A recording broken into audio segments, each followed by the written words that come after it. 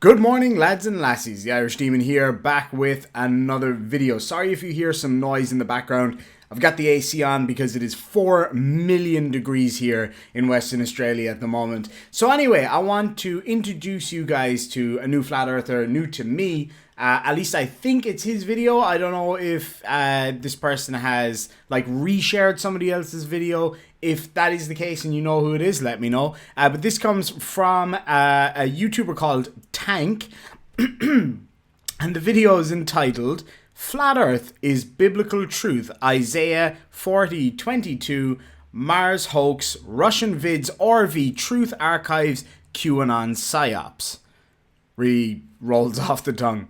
Anyway, I'm not going to talk too much about this one. I just want to get stuck straight into it and we'll break it down as we go along. The latest nonsense from NASA with this Perseverance rover that supposedly landed just several days ago, as you see here, nothing but garbage. But what I really want to get into, besides the obvious fakery, I mean, they don't even try to make it look real. I mean, look at this garbage. Of course, this is just CGI. They don't deny that. But you have people within NASA, looking at the CGI itself like it's real. Okay, so if you think for 1 minute that what all of those NASA engineers, flight engineers who've worked on the Perseverance rover flight for the last couple of years, and in fact all of the years before it of getting ready for it, if you think that they are looking at the screen at this CGI video that NASA shows us lay people so that we know what's going on, then you're even stupider than I initially thought. Obviously, they're looking at all of the data and a whole load of other stuff. They're not sitting there watching the CGI image that's processed for us. The reason we don't get a live feed is because it takes about 22 minutes for a signal to get from Mars to here. Let's move on. And look at this garbage here with the rover landing and the rockets. I mean, literally, you're just looking at a movie. And again, nothing but nonsense from NASA with this complete, utter garbage.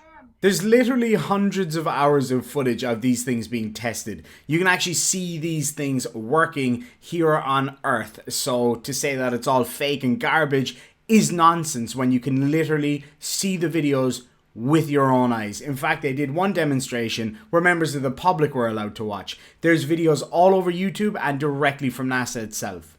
And look at all the celebration taking place with the NASA employees, just like SpaceX, this fake, phony excitement they're trying to push out. And here are the supposed images, in black and white. Just, this obviously could be anywhere. And obviously it's on Earth. They're not actually doing anything in space. And what I really want to get into is the predictive programming, where fiction becomes reality, but the reality is it's all fiction. Just like William Shatner of Star Trek stated regarding science. How do you balance science with science fiction? They're both the same. Science and science fiction are essentially the same.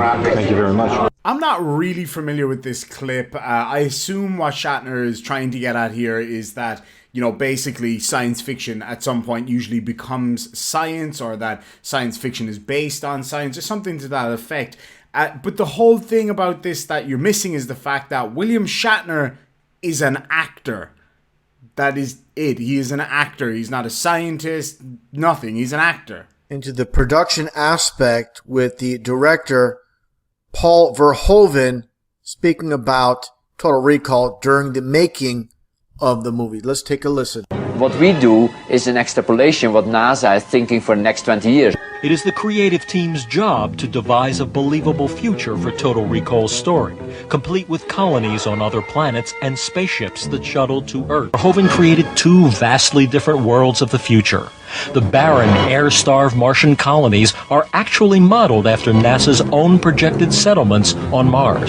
So what he's taking issue with here is the fact that movie producers, directors, writers, novelists, video game creators, etc. use what we think might happen in the future to make futuristic movies and video games. What's wrong with that? People have been wondering what's going to happen in the future since humans have been around. Let me show you this video. This comes from the 1930s, and it shows what they believed we would be wearing in the year 2000. He'll be fitted with a telephone, a radio, and containers for coins, keys, and candy for cuties. Kind of looked like some kind of a medieval space king. So anyway, I skipped over a bit here where he talks about some movie people talking about movie stuff, and apparently that means something. I'll leave a link to the original video down below so you can go check it out. But now he moves on to talk about the ISS, one of my favorite subjects. These videos have been debunked by my good self a number of times, and I'm about to do it again. With this so-called Dutch astronaut, while supposedly aboard the ISS, he is fiddling with a screw and he drops it and he looks down and tries to find it. Okay, so quite simply put, on the ISS, if you push something or move something in a certain direction, it is going to continue at that speed until another force acts upon it or until it hits something, basically. So you can clearly see he's fiddling with something. He goes like this. It essentially pushes it in a downward motion. It starts to go down rapidly because obviously it's popped off whatever it's on, and then he catches it. No big deal. Let's move on to the second proof that the ISS is fake. Obviously, in 0G, that would not happen. And here you have an Italian astronaut fiddling with a clip. And as I showed before, he's dropping it. Again, supposedly in space, zero gravity. Here's a little bit of a close-up. Definitely dropping that clip. There's absolutely no way around this. There's actually kind of two things that happened there. You can clearly see it from the clip. Basically, he was squeezing it and it popped out. There's still going to be force on it. The direction depends on what direction that force is pushed in, essentially. What the vector of that force is in. Also, you can see he tried to catch it and he kind of pushed it a little bit further. But please explain the floating cable that's connected to that item. Let me take a wild guess. CGI, am I right? Of course, that wouldn't work because if they were going to CGI the cable, why not CGI the item? While we're talking about CGI, I came up with a new thing called CGC, which is Computer Generated Comments. I've been told by a lot of flat earthers that you folks that are watching this are fake, which I still don't get because NASA pays me and also pays for fake accounts for me to talk to fake accounts. That makes no sense. Let them know down in the comment section down below that you are in fact a real person, that you're a real boy and not just a NASA bot. So you can see this is very important to demonstrate how all these space agencies throughout the world are working together as one to deceive the masses. And that gets into the grandfather of NASA himself, Wernher von Braun, head of rocketry, and just so happens he wrote a book back in the 50s called Project Mars, where he imagined a human colony led by a person called Elon. And of course, in present day, you have Elon Musk supposedly leading the expedition to Mars, which we know is nothing but nonsense. So again, the world being a stage, and Wernher von Braun, as you see here, basically the script is revealed way back in the 50s. So first of all, unsurprisingly, he is actually completely wrong about this. In von Braun's book, Elon was not the person who led the expedition to Mars. Elon was the name of the leader of the Martians that lived there. Now, it is a bit of a coincidence, I gotta say. It's pretty cool that, you know, he had that in his book. And then Elon Musk comes around. Now, there's a few little things to bear in mind here. Von Braun's book was not accepted by any publishers early on, and in fact it wasn't published until I think 2006, and so yeah, there's some talk that maybe it was changed or whatever the case may be. Let's leave that aside for a moment. The name Elon comes from the Hebrew for a big tree or an oak tree. It was also a biblical name of one of the judges and one of the leaders of the Israelites, and of course von Braun was very much used to taking names from the old Hebrew text to use in some of his writings. This was not a novel, this was a concept about what may happen in the future. Coincidence? Perhaps. Who knows? Pretty interesting. I don't think it really means anything, and we actually don't know if that name was changed because the original text is really, really hard to find. But who knows? And all these news stories regarding Elon Musk's domes on Mars. Now that gets back to also, which I showed earlier, with the movie Total Recall. And take a look here at this one scene where Quaid, who is played by Arnold Schwarzenegger, he arrives at Mars. And let's take a look at the scene here and the dialogue. Okay, so for copyright purposes, obviously I'm not going to play that scene with the dialogue. You can go check out the original video if you want to. Essentially, he goes on whinging about the fact that they use domes on other planets. Now, the reason domes are used is because they're extremely safe. The shape is really, really good. It stands up well to wind. Humans have used domes for millennia as homes, yurts, etc. There's so many examples of it out there. Take, for example, igloos, extremely solid because of their shape. You know who else liked to use really strong domes?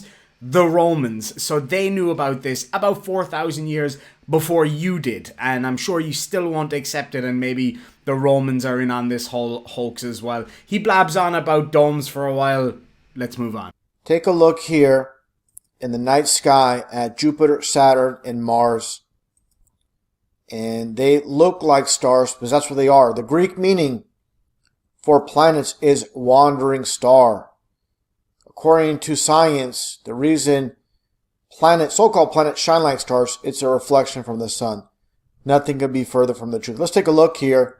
Why, oh why, I hear you ask, would they call them wandering stars? Maybe because when they looked up at the night sky, the only stars that seem to move a lot are the ones that actually are moving, and we now know why that is. As for the sun's reflection on those wandering stars, you can't just say that's not true because it doesn't fit with your narrative. You have to explain to us what it is then. What are the stars? We know what they are. We've seen them. We have sent things there. We have had people send actual machines there that send back images and data from the surface of those wandering stars. Oh my goodness. Okay, let's just move on. At this footage of Mars through a P1000 Nikon digital camera. Now, I used to be a photographer, but I'm kind of out of the loop in photography for the last 6 years. So a Nikon 1000 is now some kind of a telescope, a super accurate telescope, or am I wrong? Am I missing something here? And definitely Mars is not what we're told. It's not a planet that you can colonize and build dome structures on, and obviously not have a rover land on it and send back images. Give me a break. Take a look here. It's dancing in the sky. Nothing is what it seems in this world, and definitely we're being lied to. So you've got a blurry image of a planet that is what, 250 million kilometers away, with a Nikon P1000, essentially an amateur camera that is not a telescope, and you claim that that is proof that the planets are fake. What about all of the people who have telescopes who can look through them and literally see those planets? Are they all lying as well? Like my neighbor who uses his telescope every couple of weeks when the sky is clear, is he lying when he's shown me Mars through a telescope? On a massive scale. And this is, again, the heliocentric lie system. Now, taking a look deeper in why Mars is so prized by the elite. And when you have with Mars is, with the anagram, is, of course, the Ram or Rams. Oh shit, I think we might have been found out. With the astrological aspect of the Aries, which is the Ram symbol, and again, the anagram for Ram or Rams. So basically, Ram and Mars, they are one and the same, interchangeable. Hold on a second. So Ram and Mars are interchangeable. What about the fact that Mars is an ancient word from a totally different language to Ram? So did they foresee that in thousands of years that people in Northern Europe would call a male sheep a rams? How does that work? And it's in plain sight in front of all of us in society. Just like the concept of the first Apple computer. Bite into an apple, which is a reference, of course, to the Garden of Eden, and the price tag of $666.66. And, of course, the RAM, the computer RAM. Okay, hold on a second. So the people who came up with Mars thousands of years ago foresaw that in a distant land in Northern Europe, and then later in America, they would come up with the word ram for a sheep, and then thousands of years or hundreds of years later would have a computer with RAM, which is random access memory. This was all foreseen by the Romans or the pre-Romans. I feel like they could have done a lot better with their empire if they had access to really powerful computers. Just as you see here with the fake Paul McCartney, with the ram symbolism, just like you have today with Gordon Ramsay. And by the way, doing the one eye symbolism, as I mentioned before, with the cover of Total Recall. How did you manage to tie Gordon Ramsay into this? Ramsay is a topographical name. It is named after a town in, like, near London. So basically anything that sounds alike is linked to this cabal, essentially, is what you're saying. Fox in numerology is 666. So when you see Fox News, you watch Fox News, you see Fox, but the people that understand how this world works, they're going to see the 666. So basically, this is what the public sees, and the enlightened ones see this. Ah, yes, the enlightened ones, lads and lassies. You mean like the Illuminati, maybe? Oh, man. Have you just admitted that you're a member of the Illuminati? Maybe you're in here spreading all of this as like a double blind. Even if it did mean 666, I don't know how 3 different letters can mean 666. I don't really care to learn, to be honest, because it's completely pointless. Oh, Jesus. This guy's got it all, man. Like, I didn't even show you some of the other conspiracies that he's put in here, because I probably get nuked from YouTube. Go check out the original video if you care. Like, who cares? Alright, lads and lassies, so that's about all I can take of this guy. He goes on with some more conspiracy nonsense. Basically, he sees words that he recognizes and basically assumes that that means that there's some kind of a big covert cabal. Anyway, I've got to go ram a beer into my throat. Ram! Beers mean ram, which means some bullshit. Who knows? Anyway, lads and lassies, thank you so much for watching the video. I've got a lot more coming up this week. I've got a huge month next month. We're nearly at 4,000 subscribers right now. So if you're new here, if you're, first time you've seen this video, please hit that like button, make sure and subscribe. And if you want to, you can become a member of the Demon Army. We're up to about 40 members right now. I've also got Patreon, etc., etc. Lads and lassies, Gurv Mila Mahagad and Sláinte.